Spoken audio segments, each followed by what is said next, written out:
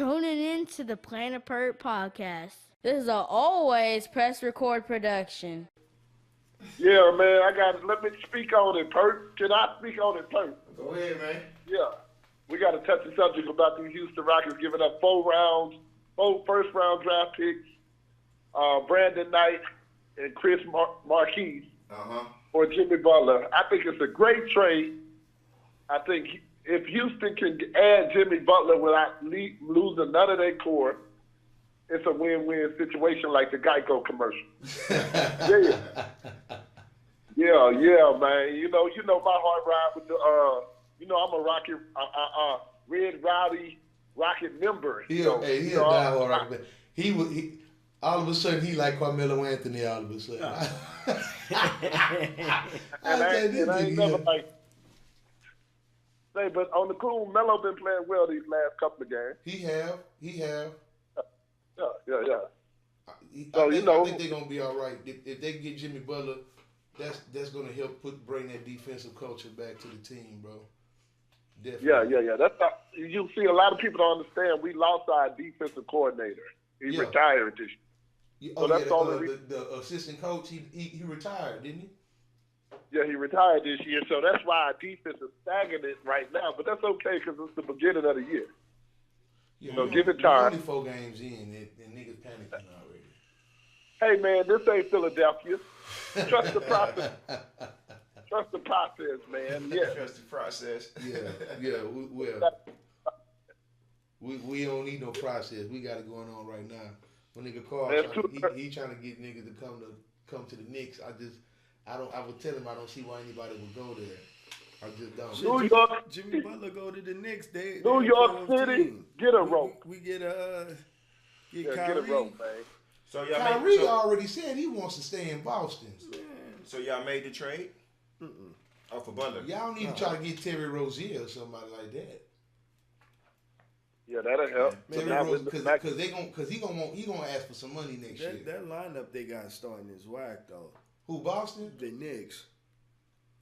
I don't know nobody on their team. Nah, the lineup, the starting lineup. Hey, man, why are we even talking about the Knicks? They are not in the conversation. We got a New York because they're gonna outbid the Rockets when it comes to paying Jimmy buckets. They gonna outbid them. Man, Jimmy about to they got the money. They gonna have the money. Do this man know that Jimmy Butler is from Houston? Do he know that? No, he says Tomball though. He don't. Well, he got adopted by a white lady from Tomball. Yeah, okay. He from Houston. Tomball not Houston though.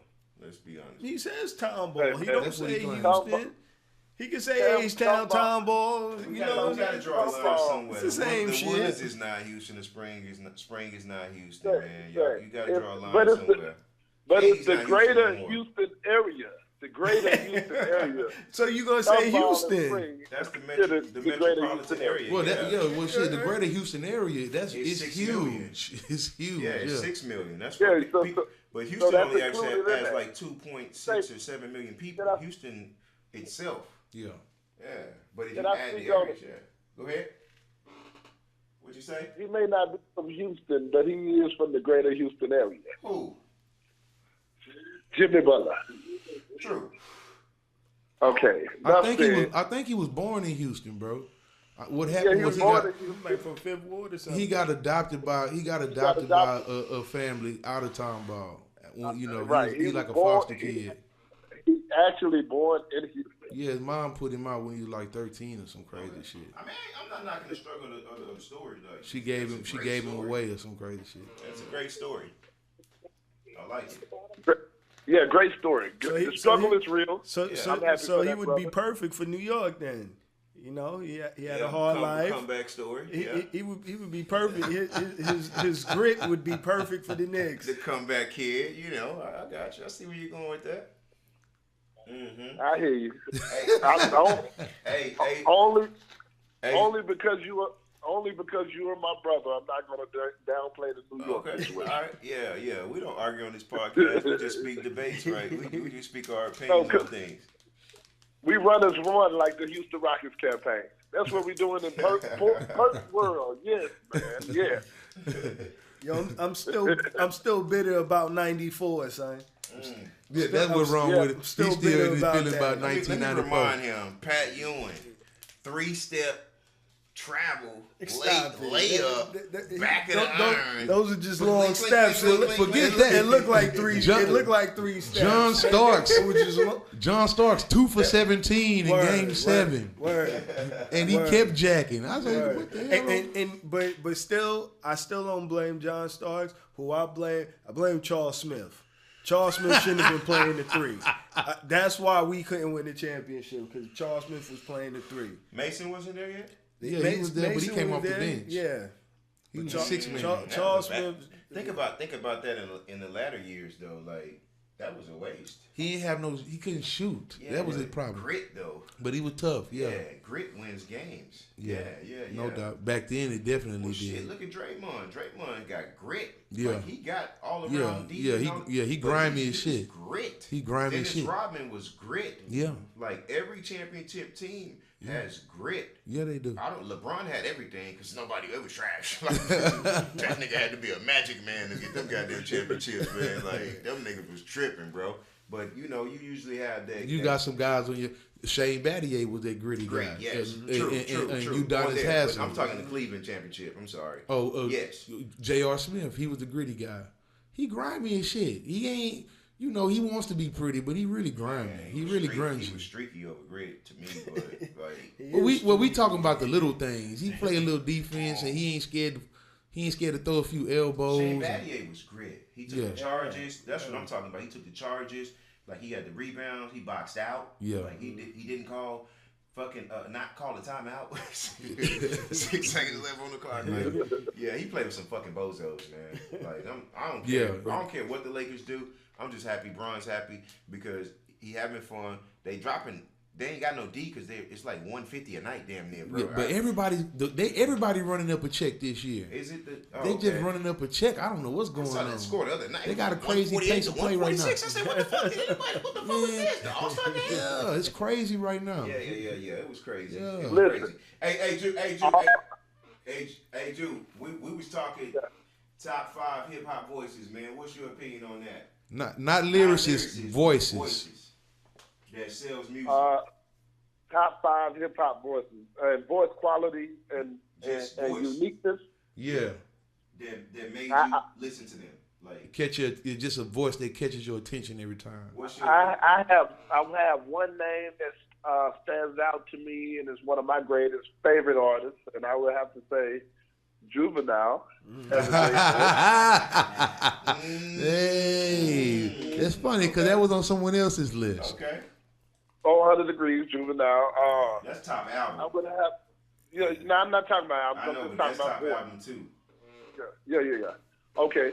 Now another one I would have to say because of his unique rapping style, I would have to go with another artist out to Crescent City. I have to go with Mystical. Okay. Oh, I would have to go with Mystical. Catalog, yeah. Of course, Pac. I would definitely have to put Pac in there. I can't. Yeah. Because his voice just grabs your attention right off the moment. It's powerful. It's magnetic. Yeah, that's that MLK shit. Go ahead. Yeah. Let me think of 2 more. Let me see. I would definitely have to say Lil Boosie, even though I hate his voice. See, I was going to say him. Yeah, okay. It's one of the most unique voices. A great hip hop voice. Yeah. Yeah. Let me think of somebody else to throw up in there.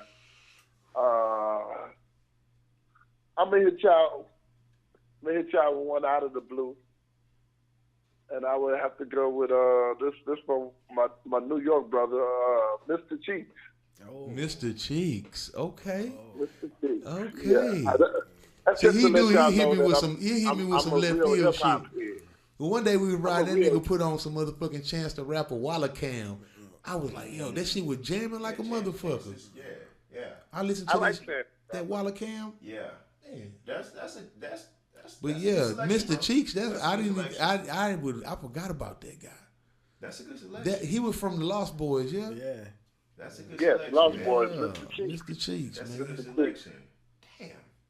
That's just to throw you off. That's just to let the world know. See, I thought you was gonna throw the late great Pimp C in there. I think Carl, you added him, right? Yeah. Because Bun B was a better lyricist, but Pimp C had more soul. Yeah. You know what I mean? Yes. Yeah. It was an emotional connection. It's tough to do top 5, but I like the pressure of top 5. Yeah. Because that's your starting 5, right? Because you can have a 6-man and everybody coming off the bench, but like the top 5 actually, man, it makes you really think about that a lot. Because I had Master P, Eazy-E, Rick Ross, Jay-Z, and Tupac.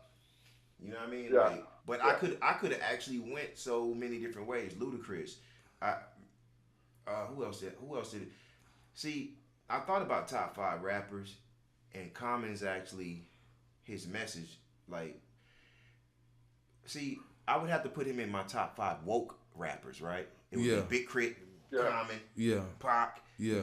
Pac hit so many categories. That's why I say he was a hip hop icon, right? Woke, because of the shit that he talked about. Scarface, and man, who else is woke that I like? 'Cause, see, I don't like Kendrick's voice. That's why I wanted to talk voice, because I don't like Kendrick's voice. Like, a lot of people like when he get to the being like, I don't like that. It just, I'm not a fan of that either. Yeah, in my ear, it just doesn't resonate. You know what I mean? Like, but listen, if I got to go conscious, KRS-One got to be in there. Okay. Yeah. Not a bad pick at all. I like that. Yeah, KRS-One, man. Shout out to the big homie KRS-One. He got the t-shirt. He got the t-shirt on. He got the criminal minded t-shirt on with KRS. KRS. If you out there listening, hit us up at Pert's World, man. We'd love to hear from you. Already, man. Shit, we'll sit down here. Yeah, no, bro. That's interesting too. I like that too, though, man. Like, it's very few people that's woke nowadays that make me want to actually listen to a message in music, right? So my perfect example of how music changes throughout your day is when the Common album came out, not the Black America, because that's one. Actually, if that album is actually lyrical, content, woke. Top 5 for me. Like, that album, because, bro. This is a Common album? I can't. Man. No, that album, I'm telling you, you're black and you haven't listened to that album, man. Please. What Black America, bro. When Trump was 2016. Like, that nigga was like Trayvon would never get to be an older man. Like, he was like robbed off our land, stole again. Like, no, the shit. Fuck with it, bro. This is an album or just a song? No, it's a whole album. It's called Black America, man. Like, that's when a lot of guys were putting out that conscious. That was the same time T.I. put out Us or Else. He put out a whole album. Common is one of my favorite. Bro, if you missed that album, go listen to it. Like, I posted on the book a couple times. I was like, bro, if you black and you ain't listen to this album, y'all ain't feel this. That shit was the album of the year that year, bro. Yeah, man. That shit was woke, and it was so many other songs on that, man, when he was just talking about, like, he was just like, black people gangbang because we tribal. Yeah. Like, he talked about that. He talked about the Black Stones, bro. Like, he was like, I put it on stone like a sculpture. And if you don't know about Black Stone, it goes over your head. Yeah. You know, GD. Yeah. That whole wave, Stone, right? On my D, Yeah. Like, it goes over your fucking head. What you about to say, Ju?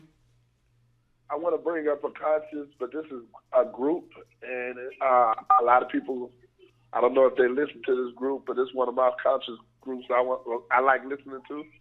And I'm gonna have to say, Poor Righteous Teacher. Man, that nigga, hey, he coming with some shit tonight, man. Put my bag out. Hey, cause he in his bag right now. Pull the bag out, man. Because that boy just got in his bag on you, man. That's a whole boy. That nigga just pulled out a motherfucking nutrition ball, yo. Yes, sir. What about X Clan? Y'all remember X Clan? I like X Clan. Damn, we old. Yeah. God damn it. Yeah. That was good this when hip hop was really in its infancy, and it was important for hip hop to stand for something. So, great transition. So I think with the reason why we're so upset with young rappers because hip hop never been this old. Like, what age are we at in hip hop right now? Hip hop would like, be. I know, but the reason why we love lyricals because we understand where it came from, right? We have to look at the oldest rappers. The oldest rappers are what? Probably in like early 60s. So hip hop is close to 50 years old in reality. Yeah, it's in his 40s like at least. Going back, we in our 30s. Yeah, you know what I mean. Hip hop was 70. Hip hop. The first real hip hop song came out when in like 79, 77. The Sugar Hill. Yeah. So we're So I got something to say about the young rapper, old rapper beat. Okay, I don't think it's a beef. I think it's a misunderstanding of the times passing us. That's it. Because remember, the old heads didn't understand us when we was coming up. Because nigga, like we used to watch porn on VHSs. Now these niggas got Pornhub. Like, right. Porn Well, I just want to say this. Go ahead. I just want to say I don't like how a lot of people are hating on young rappers. Because I'm really enjoying the young rappers, and not because they're not lyrical or anything like that. Because to me, lyric is an opinion. True. Just because we don't think it's lyrical, it still can be lyrical even without speaking on anything conscious. Okay. Just because you sound smart don't mean you lyrical. Facts. And just because you sound smart don't actually mean you smart too. Yeah. Right. So I like what the music is with the young crowd. Because one thing about the young crowd they're going to make you dance and have a good time. True. And at the end of the day, music is for entertainment. So, entertainment and energy of music. You know what, Joe Budden hit this shit on the nail. He was like, when I go to the club, I don't want to fucking hear me. So, when I hear the newer generation, I dance to that shit in the club. I feel it. I get it now. Right. You know what I mean? Right. Like, it's a vibe. It's like they like to call like these, you know, and that's understandable, man. Like I honestly feel that like Master P was energy, and I put him in my top 5 of being stranded on a desert island, and I could only listen to 5 people catalog. I put Master P on that catalog because his energy, like it just moves you. Like I was getting ready to go to the Bun B concert. What I was just telling you about Ghetto Dope, it was hard to sit still on Ice Cream Man. That album. Ice Cream Man. I'm sitting in the mirror. Break 'em Off came on. What? I sung the whole thing on my Snapchat. Like I spammed people that night. Some. Yes. What? Like the energy was there, man. It was just aggressive. That's crazy. That's crazy. Y'all bring up that song, Break 'em Off. Shout out to Pimp C, he's the father of that song. Shout out to Pimp C. Much production credit. That song. And you know, him and Master P actually got into it because he wanted Master P to give him credit for the song, and Master P was like, no. Because P paid him 10 G's though. Don't. Yeah, and that's where they beef came from. Smitty, so if I told you right now, come pull up, I got 10 G's, make me 2 beats. That's 5 G's. I'm on the way. Oh. So, no doubt. But looking at it from a business standpoint, and even from a production standpoint, Pimp C was kind of low key but underground for real because I didn't know that was him singing. I didn't know he made the beats. I didn't know that until after he died. So I had Bun over him. Yeah. But then when I went back and I was like, that was fly holes and things. Yeah, his talent came out in more than just that one way. He did that? Yeah. Like, oh, that was him on that song? Yeah. I thought that was like they had got like Ron Isley, little brother. That was Pimp. Renell Isley. That was Pimp. Yeah, man. So like his. You ain't been good to me. Yeah, I ain't know. You lost your car in your house. Now you sleep on your mama's couch. I didn't know. I did not fucking know. Another thing a lot of people don't know, Pimp C sung in the gospel choir. Yeah, he was in the boys' choir. Yeah, that sure was. Yes. Yeah. That's hip hop history right there, man. So like, so D had another turn of that, right? Of being how important is a voice in hip hop, which basically means someone rapping for the cause or rapping about the culture, rapping about the hood life. That's willing to lead the next generation to the next level of hip hop? How important is that? Well, I think it's different these days because we are in the microwave. We are in a microwave culture for music because people want to hear what's new, and then after that, they want to hear the next new thing. Okay, everybody want to hear what's new. Okay, so can I fuck you up real quick though? I don't know. Can I fuck you up real quick? Yes, go ahead, my brother. All the artists that sold over 1 million and 1 million plus records were actually great albums that had substance. Kendrick, Cole, Drake, the Migos hit the 1 million, which didn't have super substance. But if you look at what sold this year, was actually artists that actually had substance. Well, yeah, the guys that are celebrated as great lyrical MCs, they always do pretty good. They always do really good numbers. They do good mainstream numbers. Wayne had a bunch of bars on his album. That's gonna be 1 million. Travis Scott shit was not lyrical, but got on the radio. Which one? The one with Swiss Beats? No, he got. The Mona Lisa. Talking about bitches robbing. Oh, that shit. Not for a single. You don't know. Yeah, but the way the album. Back in the day, people dropped albums like that as singles. So I guess my people drop songs that weren't just party songs. See, that's the wave that we're in now. Because now all they're doing is just hitting you with the quick microwave or quick anthems, quick party little skits. Yes. And it gets your attention for 5 minutes and then you move on to the next one. But if you think about it, Mona Lisa, Stan. There's other. I can't even. Brenda's Got a Baby. Brenda's Got a Baby. There's some songs that have come out. Wasn't Brenda Got a Baby on the soundtrack? No, he went to Interscope. You watched the movie, he went to Interscope and they told him not to put the song out. He said, no, put that fucking song out. And then when they put that song out, they didn't know the response they was going to get. And it was actually the evolution of hip hop of having deep rap. Mm-hmm. Like having deep rap. Like about real shit that was going on. Definitely. And it was actually a fucking game-changing moment. Today was a good day. These are songs that kind of told stories. You know what I mean? Yes. Slick Rick. Uncle Rick, can you tell us a bedtime story? That's staple. Lottie Dottie was so hot that Lottie Dottie was. Have you ever seen anybody fucking mimic somebody on a rap song word for word and that shit go platinum again? Snoop did the Snoop Dogg did the whole fucking song over again. He changed like 8 words. He just changed 8 words. And you know what I'm saying? Yeah. So even Regulators, there was a story on it. That song was telling a story. That's true. You know what I mean? I actually think the essence of hip hop is telling a story. For what? Just my opinion, the essence of hip hop. The essence of hip hop is storytelling. So I think as old heads, why we get upset is because that's missing. Because we miss that level of substance sometimes. So when we hear it, like when we hear it, it actually excites us. It's refreshing. It's refreshing. That's why a lot of people that I talk to, at least, they're like, I don't like Big Crit because he sounds like Pimp C.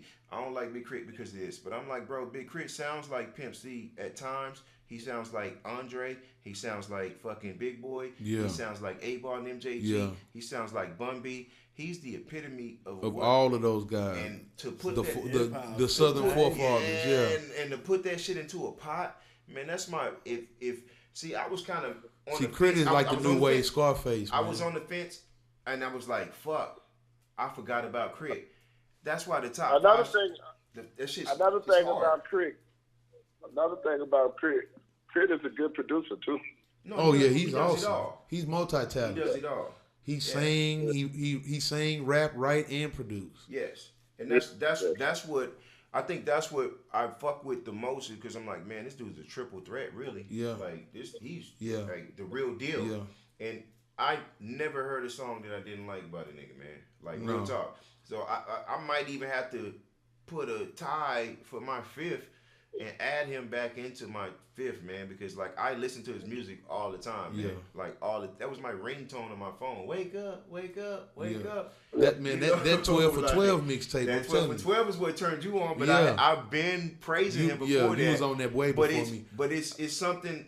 So here's what's cool about music, right? It's something in music that makes us appreciate it and actually become fans, and then you could become fans. It'd be for sometimes it's for different reasons. Yeah, yes. Then you have to go back and download all this old shit. Damn, he been nice. He been nice for a long time. But something resonated with me that made me into a fan. Yeah, and I think that is an important piece of hip hop that I don't get with these new niggas. Like, I can't, bro. I do listen to them, right? Like, I think XXXTentacion was actually pretty good. To me, his style was too radical. But it was rock rap. Yeah. Okay. So you have to listen to it with that ear. With that ear, yeah. Yeah. Who y'all talking about? It was rap, but it was like it was to me it was like Migos and Onyx had a baby. Yeah. It's Who like y'all that. talking about? XXXTentacion. Triple X. I think Triple X is before his time. You think he's what? He could be. He was before his time. He could be. Yeah. But his following is pop like to these little niggas out here, bro. My son has him tattooed on his chest, my nigga. Like, that was his guy. No. R.I.P. to the brother. The brother was dope. Yeah, man. God bless the dead, man. Yeah.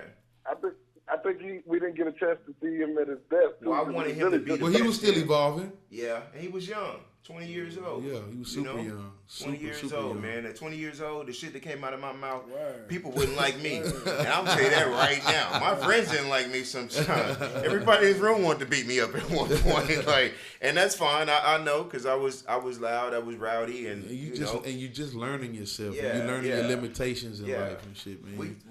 We kind of hit on that earlier, man, about the growth that we sit back now and try to pass on.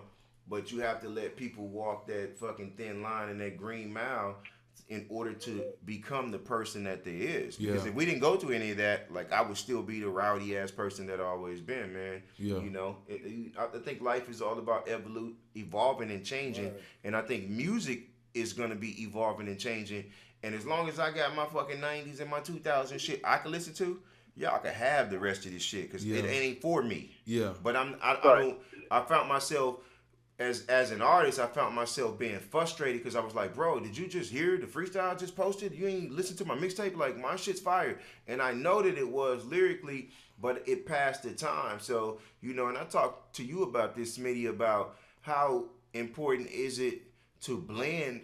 And this will be the last thing I talk to you about, because I know they're trying to go do their little green munchies. But what I want to ask is, how important is it to transition into the new style of hip hop without losing yourself? Yes, don't chase a sound. Create a sound by using the format that they have today. And this is why I'm gonna give you some examples of who's cool at that. This is why Jay-Z's my top guy. He was one of them, because he understands that, and he gives us 2 songs like that. And then the rest of the shit is just him. And I was going to say, but he has a weird way of adapting without actually adapting. It's like you just kind of adapted him. You just like, okay, you want to hear him do some of that new wave shit, and then you like, okay, now give me some Jay-Z. True. You understand what I'm saying? And you get that. And then, but the cold thing with him is, even when he doing the new wave shit, he's still giving you Jay-Z. Yes. Because the lyrical substance is never compromised. No. It's never compromised. But I think 2 Chainz is cold at that. And I'm gonna fuck you up. Go ahead. Juicy J. Niggas don't talk about Juicy J enough, man. Juicy J was the guy. Juicy J is colder than niggas give him credit for. He not a freestyler. He write his raps down. But I'm telling you, bro. If you go listen to "Shut the Fuck Up," that mixtape right there, Blue Dream and Lean 1 and 2, the nigga is on that shit, bro. I'm gonna tell you somebody he on that shit. Who's not here, who had that adaptability, man, and was actually created a lot of styles down south, man. Biggie, yeah. You know why? Because Biggie I don't even remember Bone and Biggie. I remember the song, but I don't even remember their verse. And I'm a Bone fan. What? Like, I don't remember their verse the way I remember. It's the way he came in. Biggie shit, His voice right? was just, it captivated you. Right? And then big old nigga with that deep voice, he can't hardly breathe. He on that hoe, I'm dangerous. Ain't too many can bang with us. And he just catches you. So when people like, oh, I like Lil Flip style, I'm like, bro, Lil Flip was rapping like Biggie on Bone and Biggie. Yeah, he was. So with everybody, Candy Car with the Candy Bus, Candy Gun with the Candy Trust, and with the Candy Bus, like nigga, on that dangerous. Can't too many in vain, straight up we know ain't Think about it. Now listen to that verse. Pokey based his whole style off of Biggie. Think? Man, that was his favorite. Big Pokey. Listen, Biggie was his favorite rapper. Okay, all right. I got one for y'all that a lot of people ain't took notice to, and I've been noticing. Chameleonaire style is nothing but the old Jay-Z style. When Jay-Z first came out. Yeah. You talking about Reasonable Doubt Jay-Z. You talking about Jay-Z and Jaz-O. He talking about the when he was doing the skip scat flow. Yeah. I think Camille is that and Bone Crazy Bone mixed together. Crazy, yeah. Yeah. Those are the guys of course, he studied. Crazy Bone. I know he But a studied lot crazy. of his stuff is mixed with a little Jay-Z, a certain era of Jay-Z though. Okay. The young Jay-Z, right before Annie. I'm talking about Rock La Familia Jay-Z. You know.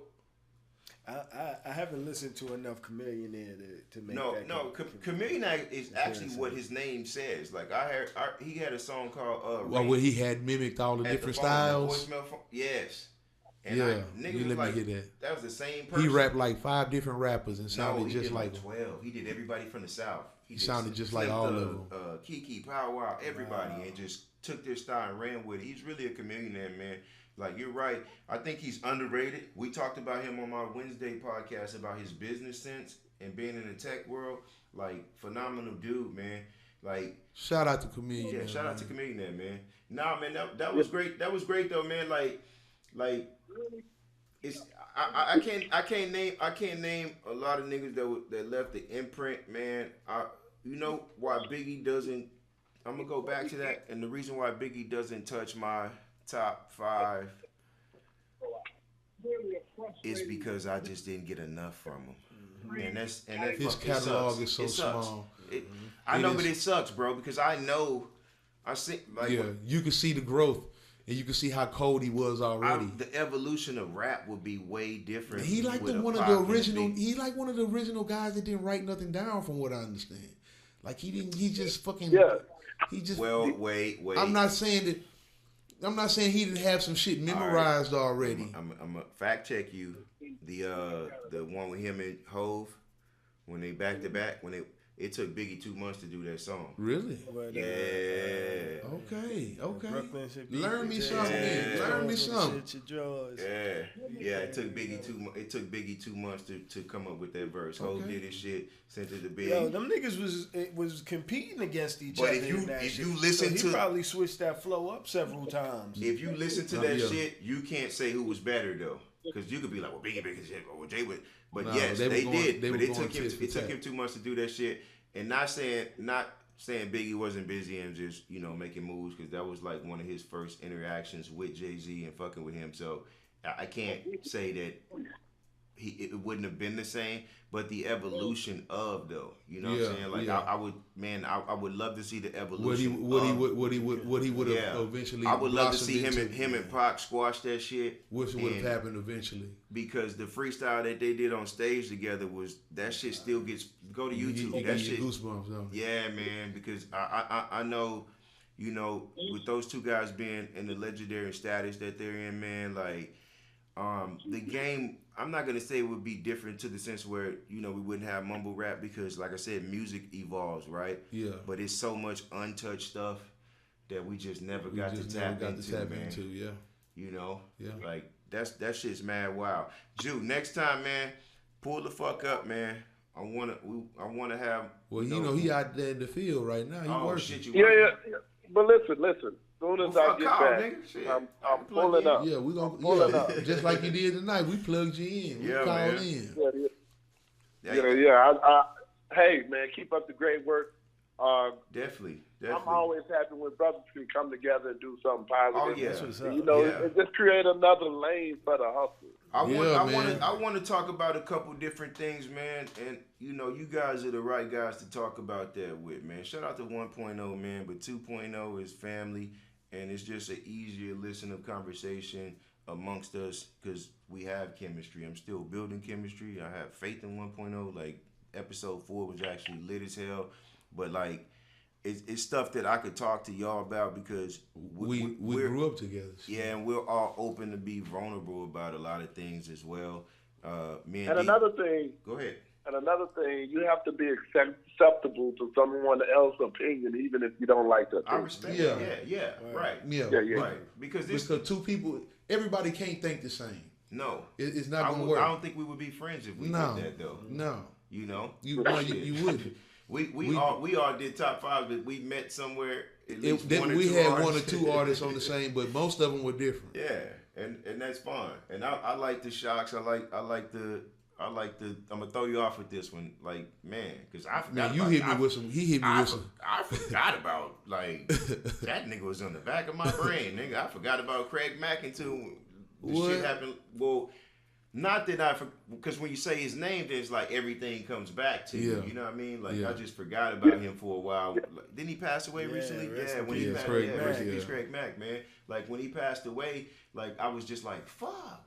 Yeah, that's and I start thinking about Loon, and I start going deep into I was thinking about Black Rob the other day, man. I was like, I wonder if that nigga still locked up. Yeah, hey, don't sleep. Black Rob's first album on Bad Boy. Oh yeah, is you can play that shit from first. Well, he gave us our Down South Man hit. Yeah, you know what I'm saying. So that shit ran with the man. So, man, free him, man. Like real talk. Yeah, real spill. Real music lovers are not gonna see where a person's from. They're just gonna feel. They just gonna feel the vibe. Yeah, that's right. Yeah, I didn't give a fuck where they were from. It's funny because back then we didn't really care about where you were from like that. No. At a certain point in time, I did. I wasn't listening to nothing down south. True. And I grew up on West Coast music, and I just stopped listening to it. If you wasn't Ice Cube, I wasn't fucking with it. See, that's what you know what? We're going to pick back up because Naf interrupted us with his car shit, and we got that situated. But that's where I wanted to pick back up at. And I'm marking that on the video, man, because I want to pick back up top underrated lyricist that doesn't get the praise because when he said that it brought me. I remember the Ice Cube, because Ice Cube is he a top 5 underrated, I know people would throw face in there. He started a whole movement. I know. I don't want to get. I'm going to save some. Okay. Because we're going to get back into that. I actually want to talk about black businesses as well. Like I want to talk about that. I'm gonna have to talk with y'all and them on the other one because I want to talk about black businesses and how do we progress black businesses because our experiences with black businesses isn't really the best at times. And I say that because you think about like Horseman. I think of Horseman groups. Like I have bad experiences. Honest that I want to share. It's a problem with professionalism, and I ain't gonna say that else. Okay. All right. That's great. And that's what I want to talk about and how do we improve those to meet those standards because if we want to be on the same level, then we have to basically handle ourselves accordingly. Yes. We actually need to be better than them. And like I said, this is going to be a podcast of information that we need to put out to people because I think the perception of black males is all we do is just bullshit and like no, like we're actually intelligent and want to articulate our points. We don't have to yell at each other, and we're gonna do that though, man. When you back in town, Smitty? Yeah. I don't know when I'm gonna be back, but I'm always available to hit the line and come in. Okay. Via satellite. Satellite. I'm always open. That's cool, man. We'll plug in like we did tonight, man. Like I said, man. No doubt. It's been a pleasure, fellas. Yeah, we definitely will, man. You be safe out there, man. Get that money, man, and man. Like let's keep it going, man. No doubt, my brothers. Y'all keep it moving. Stay positive. All right, bro. Yeah, man. All right. Later. Check it out.